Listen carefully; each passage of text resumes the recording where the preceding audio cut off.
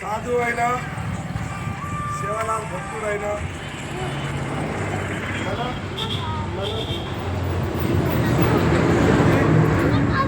మన పరపతిని పోగొట్టుకోకూడదు. దయచేసి గట్టిగా మాట్లాడు.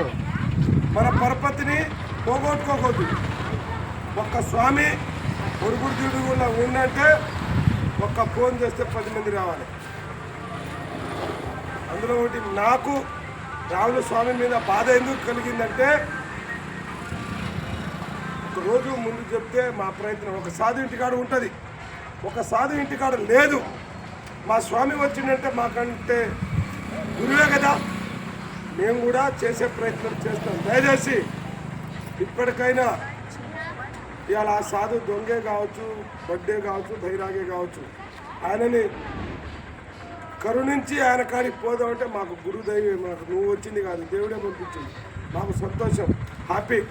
నువ్వు ఈ పని చేస్తావంటే మా సహకారం నీ మీద నిండుకుంటాయి.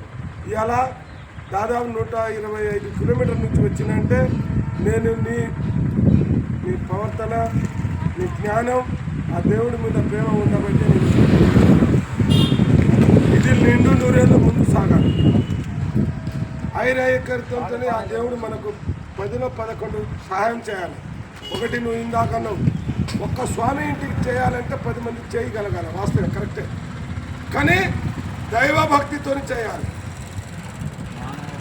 దైవభక్తితో చేయాలి. ఇగో ఇక్కడ ఏమంటే ఇక్కడ దగ్గరనే నేనే అనుకో కొంచెం ఒక్క ఇంట్లో 2 సార్లు పెట్టింది, 2 పోలీస్ స్టేషన్లు. దయచేసి మన సార్లు ఇట్లా చేయకండి. దేవుడు ఎవరికి కరుణించి ఎవరి వాక్యం ఇస్తేనే చేయాలి.